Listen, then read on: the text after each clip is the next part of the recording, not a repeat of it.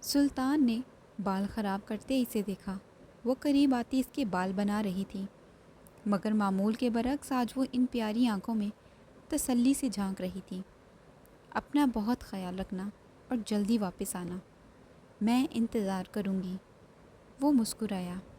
اور کوئی بھی الٹا سیدھا کام نہیں کرنا، سمجھے؟ سلطان نے مسکراہٹ دبائی۔ الٹا سیدھا کام؟ لڑکی، تمہارا شوہر ایک شریف آدمی ہے، الٹے سیدھے کام نہیں کرتا۔ ہاں جانتی نہیں جیسے میں تمہیں۔ وہ آنکھیں بڑی کیے اسے دیکھ رہی تھی۔ کیا جانتی ہو ذرا بتانا؟ سلطان نے اس کے گرد اپنا حصار تنگ کیا۔ یہی کہ تم ایک الٹے انسان ہو، سر پھرے پاگل، بنا سوچے سمجھے کچھ بھی کر دینے والے۔ اور وہ قریب ہوا۔ اور تم؟ میں؟ سلطان نے دھیرے سے اس کے رخسار پر پیشانی ٹکائی۔ عشا نے اس کے سینے پر دونوں ہاتھ رکھتے اسے روکا۔ اس نے اپنی پیشانی کو حرکت دیتے اس سرخ ہوئے رخسار پر ربط کیا۔ وہ سختی سے آنکھیں میچ گئی۔ اس پاگل آدمی کی گرم سانسیں اسے اپنے چہرے پر محسوس ہو رہی تھی۔ وہ آنکھیں موندے اسے مزید قریب کر گیا۔ ابدر، آپ کو جانا نہیں کیا؟ وہ زور لگا کر اس سے کچھ فاصلے پر ہوئی۔ وہ مسکراہٹ دبا گیا۔ وہ پیار سے رخسار ٹماٹر کی طرح سرخ ہوتے اسے ہنسنے پر مجبور کر رہے تھے۔ نکمی کہیں کی۔ وہ نام گردن ہلاتا اسے آزاد کر گیا۔ انہیں باندھ لو پاگل لڑکی، ورنہ میں جا نہیں پاؤں گا۔ وہ اس کے بال تھامے چہرے کے قریب کرتا ایک گہری سانس بھرتا بولا۔ وہ ماتھے پر چپت لگاتی بالوں کا جڑا بنائے کمرے سے باہر نکلی۔ موسم میں گہری خنکی دیکھتی وہ فریش ہوتی حال میں موجود بالکونی تک آئی۔ ہلکے گیلے بالوں کو کمر پر گرائے وہ پھولوں کے قریب آئی، انہیں چھو رہی تھی۔ کچھ مرجھا چکے تھے جبکہ کچھ اپنی پوری آب و تاب سے کھل رہے تھے۔ وہ سفید پھول مرجھا چکے تھے۔ وہ افسردگی سے انہیں دیکھ رہی تھی۔ وہ خوبصورت سے پھول ایک عجیب سی حالت لیے ایک طرف گرے۔ اس کے فریش چہرے پر اداسی بکھیر گئی۔ دروازے کی گھنٹی نے شور مچایا تو عشا کا دھیان بھٹکا۔ آ گیا کیا؟ مگر وہ گھنٹی کیوں بجائے گا؟ وہ الجھتی ہوئی ڈور ہول سے ایک آنکھ بند کیے دیکھتی ایک دم چہک اٹھی تھی۔ دروازہ کھولتے ہی سامنے کھڑی اس نفوس کو دیکھتی وہ ایک جھٹکے سے اس کے گلے جا لگی۔ مروہ، یار تمہیں کتنا مس کیا جانتی ہو؟ ارے پاگل، سانس تو لینے دو۔ وہ اس کے گلے لگی اچھل رہی تھی۔ اندر آؤ۔ وہ اس کے ہاتھ تھامے اندر لائی۔ مروہ کے چہرے پر بجے 12 دیکھتے عشا نے اسے زوردار کہنے کی ضرب لگائی۔ کیا بات ہے؟ یہ اتنی پیاری سی شکل پر 12 کیوں بجے ہیں؟ ارے یار کیا بتاؤں تمہیں؟ وہ دھڑام سے صوفے پر گری۔ عشا اس کے قریب بیٹھتے ٹھوڑی پر ہاتھ رکھے اسے دیکھ رہی تھی۔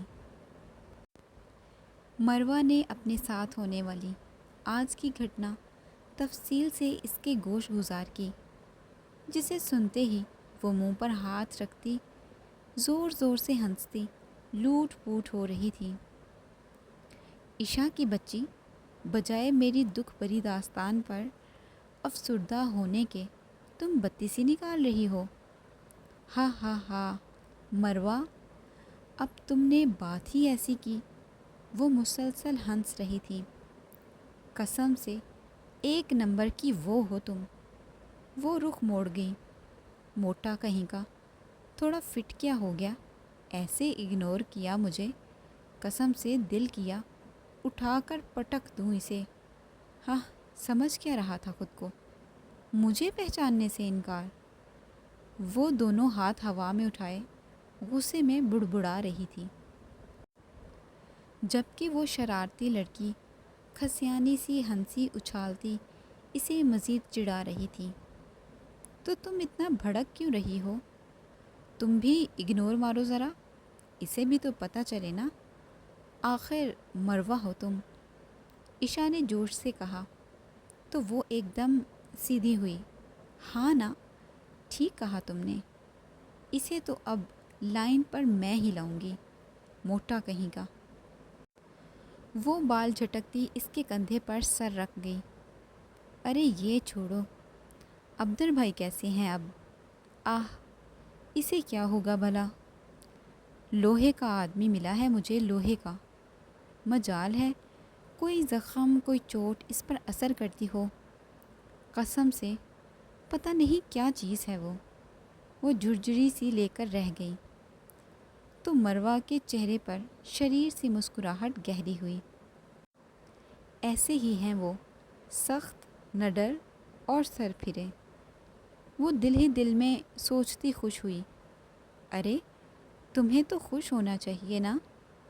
خوش تو ہوں مروہ، مگر کیا؟ کبھی کبھی بہت ڈر لگتا ہے۔ ڈر کس بات کا عائشہ؟ عشا نے جھک کر اس کے کندھے پر سر رکھا۔ میری وجہ سے وہ بہت مشکل میں پھنس جاتا ہے، ہمیشہ ہی اسے کتنی تکلیف برداشت کرنی پڑتی ہے مروہ، جانتی ہو؟ اس دن اس کی حالت دیکھ کر وہ زور سے آنکھیں میچ گئی۔ فکر مت کرو، عبدر بھائی کو تم اچھے سے جانتی ہو۔ یہ تو ان کی روٹین ہے عشا، جانتی ہوں، مگر میں چاہتی ہوں کہ وہ ایک نارمل زندگی گزاریں، ایک نارمل زندگی۔ مروہ نے اس کے سر پر تھپکی دی۔ سب ٹھیک ہو جائے گا، فکر مت کرو، تم بہت اچھی ہو مروہ۔ وہ مسکرائی۔ اچھی تو ہوں، مگر فی الحال بھوکی ہوں، سیدھا آفس سے یہاں تمہیں اپنی دکھ بھری داستان سنانے آئی ہوں، اور جانتی ہو آج غصے میں نے کچھ کھایا بھی نہیں۔ عشا کا کہکا بلند ہوا۔ اس میں اس بیچارے پیٹ کی کیا غلطی ہے بھلا؟ ہاں نا، اب افسوس ہو رہا ہے۔ آئی ایم سوری ڈیئر پیٹ، تمہیں بلا وجہ ہی بھوکا رکھا۔ وہ اپنی فارم میں آتی اس اداس پری کو کھل کر ہنسنے پر مجبور کر رہی تھی۔ وہ مغرور شخص چہرے پر ہمیشہ کی طرح لڑکتا بڑکتا غصہ سجائے، پینٹ کی جیبوں میں ہاتھ ڈالے اپنے خفیہ اڈے کی طرف بڑھ رہا تھا۔ یگیت اس سے 4 قدم فاصلے پر بھاگتا ہوا اندر دروازہ کھولے داخل ہوا، جہاں وہ 6 آدمی آڑے ٹیڑے پڑے درد سے تڑپ رہے تھے۔ چلو بچوں، بہت ہو گئی انجوائمنٹ، ابو آ گئے ہیں۔ یگیت نے ایک دم سے دروازہ کھولتے اونچی آواز میں سب کو خبردار کیا۔ ہادی اور بیگی نے بڑھ کر سب کو ایک لائن میں گھٹنوں کے بل بٹھایا، جنہیں سلطان کے ان 2 شیروں نے چن چن کر پکڑا تھا۔ اپنی تمام تر شان لیے وہ ان کے سامنے کرسی پر برا جمان ہوا، ٹانگ پر ٹانگ رکھے انہماک سے ان کے وجود پر نصب توفوں پر نگاہ دوڑا رہا تھا۔ بہت اچھے جوانوں، شروعات تو کافی اچھی ہے۔ آہ سلطان بھائی، یہ کمینے خود کو 30 مار خان سمجھ رہے ہیں، سالے وفادار بنتے ہیں، ہادی نے کہکا لگاتے کہا۔ تو ذرا خاطر تواضع میں مزید فراہمی عطا کرنی تھی، کنجوسی کی وجہ جان سکتا ہوں میں؟ سلطان نے ٹیڑھی نگاہ ہادی پر دوڑائی۔ کوشش تو مکمل ہی تھی، مگر وہ سر کھجاتا ایک طرف ہوا۔ سلطان نے یگیت کی طرف ہاتھ بڑھایا۔ وہ اپنی جیب سے ریوالور نکال کر سلطان کی ہتھیلی پر رکھ گیا۔ اسے لوڈ کرتے وہ ایک پل میں باری باری اپنے سامنے گھٹنوں کے بل بیٹھے ان 5 لوگوں کے ماتھے پر داغ گیا۔ ایک کے بعد ایک وجود زمین پر ڈھیر ہوتا اس آخری والے کو کانپنے پر مجبور کر گیا۔ وہ بندھے ہاتھ اور پاؤں سمیت کانپتا ہوا گردن اٹھانے کی ہمت نہیں کر پا رہا تھا۔ سلطان نے اشارہ کیا تو بیگی نے اسبات میں سر ہلایا۔ بہت چربی چڑھی ہے نا تم لوگوں کو؟ کیا اپنی جانیں اتنی ہی فضول لگتی ہیں؟ کچھ دن خاموشی سے سکون کے کیا گزار لیے میں نے، اپنی اوقات بھول گئے تم لوگ؟ But it's okay now, it's an action time. وہ طنزیہ مسکرایا تو مقابل کے ماتھے پر پسینے کی لہر نمودار ہوئی۔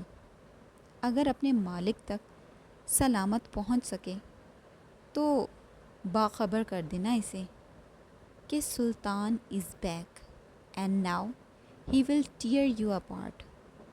صاف کرو یہ سب۔ وہ اٹھتا ہوا یگید کے کندھے پر ہاتھ رکھتا اسے اشارہ کرتا چل دیا۔ اب آئے گا مزہ سالو، جانتے نہیں ہو تم لوگ آخر سلطان کا بھیڑیا جگا چکے ہو۔ وہ پاگل بھیڑیا تم لوگوں کے سینوں سے کلیجے نکال کر کھا جائے گا۔ یگید نے اس آدمی کو گریبان سے جکڑے بلند آواز میں کہا۔ وہ تھوک نگلتا گہری سانسیں بھر گیا۔ بس کر بھائی، کیوں بیچارے کی پینٹ گیلی کر رہے ہو؟ ہادی نے اس کے قریب ہوتے اس آدمی کو اس کی گرفت سے آزاد کرنا چاہا۔ یگید نے ہادی کو ایک جھٹکے سے دور کیا اور واپس سے بڑھ کر اسے تھام گیا۔ اسے زندہ رکھنا ہے بیگی، ہوش میں آ۔ وہ اسے دور کر رہا تھا۔ وہ آدمی حیرانی سے کبھی اس ایک ڈمپل والے کو تو کبھی اس چلبلے سے لڑکی کو دیکھتا۔ ہادی نے ایک جھٹکے سے اس کا ہاتھ اس آدمی کے گریبان سے جھٹکا تو یگید کے ہاتھ میں پکڑا چاقو اس آدمی کے بندھے ہاتھوں پر لگا۔ اس کی رسی ایک طرف سے تھوڑی سی ڈھیلی ہوئی مگر اسے نظر انداز کرتا ہادی اسے تھام کر اس سے دور کر گیا۔ مسٹر اینگری برڈ، کول کول برو۔ اسے تھامتا وہ کمرے سے باہر لے جا رہا تھا۔ وہ آدمی زمین پر ڈھیر ہوا ہکا بکا سا ان دو پاگلوں کو دیکھ رہا تھا۔ وہ 2 یا 3 گھنٹوں میں آنے والا شخص ایک پورے دن کے بعد گھر داخل ہوا تھا۔ سلطان نے ایک نگاہ چاروں طرف دوڑائی۔ وہ کہیں نہیں تھی۔ وہ کمرے میں آیا۔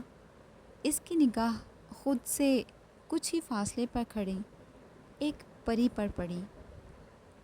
سفید رنگ کی فل فراک پہنے، بال کمر پر گرائے، وہ بالکونی کی طرف رخ کیے کھڑی تھی۔ شام کی ہلکی ہلکی روشنی اس پر پڑتی اسے کسی اور ہی چیز کا رخ دے رہی تھی۔ کچھ پل تو وہ بے یقینی سے کھڑا اسے دیکھتا رہا۔ اس سیاہ کمرے میں اتنی روشنی بھی نمودار ہوگی اس پاگل آدمی نے کبھی تصور بھی نہیں کیا تھا۔ 2 گھنٹے ہو گئے آپ کے یا ابھی کچھ وقت باقی ہے؟ وہ شریر سا مسکرایا۔ وہ رخ موڑتی دونوں ہاتھ آپس میں باندھتی کھڑی تھی۔ سلطان نے سر کی پشت کھجائی۔ وہ ٹیڑھی سی نگاہ سے اسے دیکھتا قریب آیا۔ یا تو آپ کو وقت کا حساب ٹھیک سے لگانا نہیں آتا یا پھر میں ہی پاگل ہوں جسے 2 گھنٹے ایک پورا دن لگتے ہیں۔ میرا نہیں خیال کہ اس کی بات کے مکمل ہونے سے پہلے ہی سلطان نے اسے کھینچ کر اپنے دائیں کندھے پر اٹھایا اور ہال کی طرف چل دیا۔ کیا کر رہے ہیں عبدر؟ آپ کے بازو پر چوٹ لگی ہے اور ڈاکٹر نے منع کیا تھا کہ وزن اٹھانے سے۔ نیچے اتارے مجھے۔ وہ ہاتھ پاؤں مارتی اس کی گرفت سے نکلنے کی ناکام کوشش کر رہی تھی۔ او لڑکی، اب یوں کہہ کر وزن کی انسلٹ تو نہ کرو۔ اسے صوفے پر اپنے قریب بٹھاتا وہ جھک کر اپنے جوتے اتار رہا تھا۔ کیا مطلب آپ کا؟ وہ مسکرایا۔ مطلب اب خود کو وزن کہو گی تو اس بیچارے کی انسلٹ تو ہوگی نا۔ وہ غصے سے ناک سکیڑے اسے دیکھ رہی تھی۔ اس کے ماتھے پر پڑی سلوٹوں کو دیکھتا وہ شریر سا مسکرایا۔ سلطان نے کمر سے پکڑتے اسے قریب کیا۔ وہ اداس سی صورت بنا گئی۔ یہ اتنے پیارے سے چہرے پر 7 کیوں بجے ہیں؟ آپ کو اسے کیا لینا دینا؟ 7 بجے ہوں یا 12؟ آپ ذرا آوارہ گردی تو کر لیں ٹھیک سے۔ آپ کو کیا؟ بیوی چاہے گھر پڑی بور ہو یا انتظار کرے، بس ایک کال کا۔ پیاری لگ رہی ہو۔ سلطان نے جھک کر اس کی پیشانی پر لب رکھتے دھیرے سے کہا تو ان سلوٹوں میں کمی آئی۔ بال کیوں نہیں بنائے تم نے؟ وہ اس کے ہلکے سے گیلے بالوں کو دیکھتا بولا۔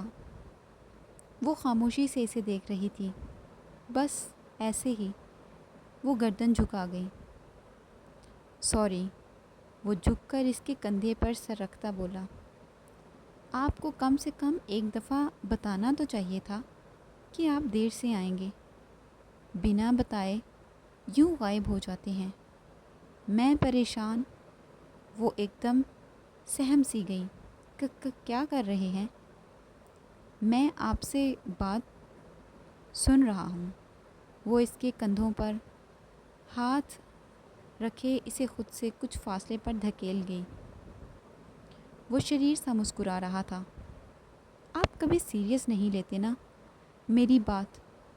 جب میں چلی جاؤں گی تب آپ کو احساس ہوگا، تب دھیان دیں گے آپ۔ سلطان نے اس کے ہاتھ پر اپنی گرفت مضبوط کی۔ اس کے ماتھے پر اچانک سلوٹوں میں اضافہ ہوا۔ وہ لب میچ گیا۔ اس کے چہرے کا بدلتا رویہ اور وہ غصہ دیکھتی ایک دم سیدھی ہوئی۔ مجھ سے دور جاؤ گی تم؟ اس نے اپنی گرفت مزید مضبوط کی۔ عشا نے اس سے اپنا ہاتھ چھڑانا چاہا مگر ناکام۔ وہ حیرانی سے اسے دیکھ رہی تھی۔ ایک پل میں بدل جانے والا وہ نہ جانے کب کس روپ میں آ جاتا تھا۔ میں مذاق کر رہی تھی عبدر۔ سلطان کی مضبوط ہوتی گرفت پر اس کی ایک ہلکی سی کراہ نکلی تو اس نے ایک دم ہی اپنی گرفت ڈھیلی کی۔ وہ سفید نرم و نازک سا ہاتھ سرخ ہو چکا تھا۔ اس کے چہرے پر برا جمان غصہ دیکھتی وہ لب کاٹتی اسے دیکھ رہی تھی۔ اس مضبوط شخص کی نگاہ اس سرخ ہوتے ہاتھ پر پڑتے ہی اس کے اعصاب ڈھیلے ہوئے۔ وہ ایک پل میں اسے تھام کر لبوں سے لگا گیا۔ ایک جھٹکے سے اسے اپنی آغوش میں بھرتے وہ گہری سانس بھر گیا۔ ایسی بات مذاق میں بھی مت کیا کرو، مجھے پسند نہیں۔ وہ اس کے سر کی پشت پر ہاتھ رکھے تھپک رہا تھا۔ وہ حیرانی سے اس کے سینے پر نگاہ جماتی پلکیں جھپک گئی۔ وہ خاموش تھی۔ عشا؟ وہ لب میچے اس کی آغوش میں چھپی تھی۔ جانم؟ وہ خاموش تھی۔ سلطان نے زور سے آنکھیں میچی۔ وہ خاموشی سے صوفے پر سیدھا لیٹتا اسے اپنی آغوش میں بھرے آنکھیں موند گیا۔ نہ جانے کتنی ہی دیر وہ باتوں کی دکان خاموش رہی۔ وہ خاموش نہیں ہونا چاہتی تھی۔ وہ تو اس سے ڈھیروں باتیں کرنا چاہتی تھی مگر اس کا وہ ایک پل میں بدلتا رویہ اسے ہمیشہ ہی الجھا دیتا تھا۔ سلطان اس کی آنکھیں کھلی۔ سن رہا ہوں۔ مجھے ماں کے پاس جانا ہے، بس کچھ دیر۔ کس لیے؟ بس ایسے ہی۔ کیا تمہیں میری کوئی بات بری لگی؟ وہ اس کا چہرہ تھام کر مقابل کر گیا۔ وہ نفی میں گردن ہلا گئی۔ جب میں غصے میں ہوں تو مجھے سنبھال لیا کرو، بس تم سنبھال سکتی ہو، مجھے پرسکون کر سکتی ہو، صرف تم۔ کبھی میں غصے میں آ کر کچھ الٹا سیدھا بول دوں تو مجھے غلط مت سمجھنا، کیونکہ تب میں نہیں جان پاتا کہ میں کیا کر رہا ہوں، کیا بول رہا ہوں، مگر تمہیں کبھی تکلیف نہیں دے سکتا، کبھی نہیں۔ وہ اس کے رخسار پر ہاتھ رکھے مسکرا دی۔ جانتی ہوں، مگر آپ بس ہر بات کو سیریس نہ لیا کریں۔ کیا ہمارے بیچ ایسے چھوٹے موٹے مذاق بھی نہیں چل سکتے؟ تم جو چاہو کہہ سکتی ہو عشا، مگر مجھ سے دور جانے کی بات مذاق میں بھی مت کہا کرو پلیز، بس ایک یہی بات مت کہا کرو۔ وہ اس کے سینے پر دونوں ہاتھ رکھتے اٹھ کر فاصلے پر ہوئی۔ ایک شرط پر، وہ انگلی اس کی طرف کیے بولی۔ اس نے ایک ہاتھ اس کی پشت پر رکھتے دوسرا ہاتھ سینے پر رکھا۔ حکم کرو، اگر آپ کو آنے میں دیر ہو تو مجھے بتا دیا کریں، ہمیشہ ایک کال کرنے میں کون سا آپ کے 10 گھنٹے لگتے ہیں ابدر۔ وہ خفا ہوئی، وہ مسکرا دیا۔ سلطان نے اس کا ہاتھ تھام کر لبوں سے لگاتے سینے پر رکھا۔ جیسے آپ کہیں۔ وہ ناک سکیڑے اسے دیکھ رہی تھی۔ پکا؟ تینوں ایک گلدستہ۔ وہ سیدھا ہوا۔ عشا نے سوالیہ نگاہ سے دیکھا۔ تو رج کے سونی ہے، قسمیں میری سونی کڑی۔ وہ شریر سا مسکرایا۔ اب یہ کیا ہے ابدر؟ یہ کیا بولتے رہتے ہیں آپ؟ مجھے اس کا مطلب بھی تو بتایا کرے نا۔ اپنی ہی الٹی زبان میں پتہ نہیں کیا بڑبڑاتے رہتے ہیں۔ وہ کھل کر ہنسا۔ بتائیں نا۔ وہ مسکرا رہی تھی۔ گوگل کر لو۔ وہ بالوں میں ہاتھ پھیرتا بولا۔ بس ایک یہیں رکے۔ وہ دوڑتی ہوئی کمرے میں گئی اور ایک پل بعد واپس اسی جگہ آ بیٹھی۔ وہ ٹرانسلیٹر آن کیے اب اسے دیکھ رہی تھی۔ کیا کہا تھا آپ نے؟ بتائیں ذرا۔ وہ مسکرایا۔ میری سوہنی کڑی۔ آہ! وہ ٹائپ کر رہی تھی۔ کڑی یا پھر؟ سلطان نے مسکرا کر کہا۔ ٹرانسلیٹر نے اپنی مہارت دکھائی تو وہ تحریر پڑھتی شریر سا مسکرائی۔ مائی بیوٹیفل گرل۔ وہ ہنسا۔ مجھے بھی پنجابی سکھائیں نا پلیز۔ ضرور، کیوں نہیں۔ سلطان کے موبائل پر بیپ ہوئی اور اس کی مسکراہٹ ایک پل میں مدھم ہوئی۔